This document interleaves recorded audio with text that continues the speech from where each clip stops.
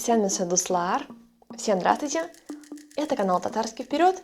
Меня зовут Алсу, и здесь мы изучаем татарский язык. А знали ли вы, что за тысячи километров от Казани, в заснеженных лесах Аляски и бескрайних просторах канадского Юкона живут люди, чей генетический код и древние традиции почти зеркально отражают стиль жизни обитателей евразийских степей? Сегодня разбираем одну из самых величайших загадок человечества. Почему так получилось, что жители племени Апачи и Наваха называют отца так же, как и татары? Как вышло так, что отношение к лошадям, орнамент и форма лиц пробуждают в нас что-то знакомое и родное? Сегодня пройдем по Берингову мосту и узнаем, могут ли татары быть родственниками североамериканским индейцам. Еще в XIX веке ученые впервые стали задаваться вопросом, а кто же такие коренные индейцы и как они попали на этот пустой континент. Возникла научная гипотеза, которая в дальнейшем стала фактом. Исходя из нее, индейцы – это выходцы из глубин Азии. Их родина и колыбель – это бескрайние просторы Якутии, Чукотки, Дальнего Востока, суровой Сибири и даже Южного Урала. Генетические корни ведут нас к тунгуссо-маньчжурским племенам, и прямые связи отсылают к предкам современных ивенков. Тогда вы можете закономерно задаться вопросом, а как же они пересекли океан? Все просто и грандиозно в одно и то же время. В период леденения уровень мирового океана падал, и там, где сейчас бурлят ледяные волны Берингового пролива, в то время открывался перешейк, который назывался Берингия. Именно по нему народы и переходили в ту сторону, следуя за мамонтами и оленями в целях охоты.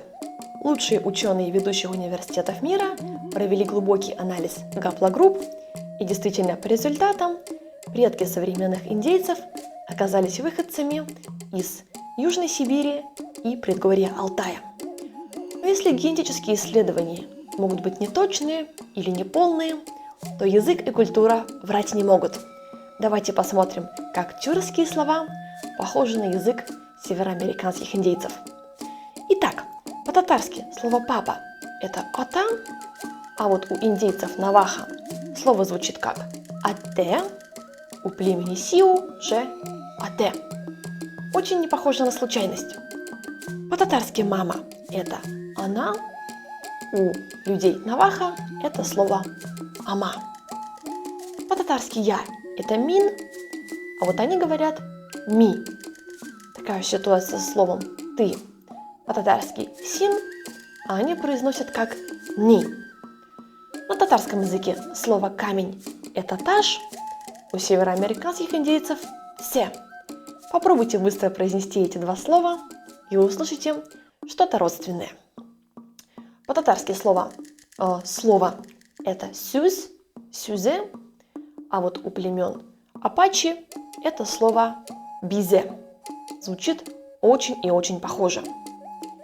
По-татарски глотать это «юту», а вот у племени Сиу слово «юта». Таким же образом есть слово «колдаш», что означает «друг», «соратник». У племен Сиу слово «кола» имеет такое же значение. В татарском языке слово «цвет» – это «төс», у племен Наваха слово «кюш», «кюш». Я думаю, вы улавливаете, как схожи эти моменты. Что же касается культуры, здесь мы тоже видим большое количество сходств и пересечений. Взять же, например, животное лошадь. Для североамериканских индейцев это не просто животное, а символ силы и мудрости. То же самое происходит и у тюрков. Такие же слова в отношении лошадей всегда говорили наши великие предки-кочевники. Элемент, касающийся проживания и строительства жилищ, в тюркском языке слово «тебе», что переводится как «крыша», созвучно со словом «тепек». Так североамериканские племена выражали слово «жилище». место. Строились они по одним и тем же мотивам с возможностью мобильности. Такой же момент мы можем отметить и в отношении орнаментов. Неужели то, что мы видим на обуви, представленной у племен Апачи, не напоминает вам те же цветы, которые мы изображаем на татарских ичиги? Ну и, конечно же, общие схожие черты и качества характера. Сила, обязательное уважение к старшим, гостеприимство и при этом большая скромность. Коренные индейцы говорят: «Земля не принадлежит нам, мы принадлежим земле». Неужели татары не могут чувствовать что-то подобное, находясь в одной деревне под Казанью или в Альметьевске? Так могут ли татары быть родственниками североамериканских индейцев? С научной точки зрения ответ может прозвучать как «скорее всего, да». Действительно, давайте обратим внимание на то, что общая музыка, топот копыт, созвучные слова и схожие черты характера пробуждают у нас что-то родное. Пусть даже мы и находимся за тысячи километров друг от друга. Друзья, а что думаете вы? Напишите ваше мнение в комментариях.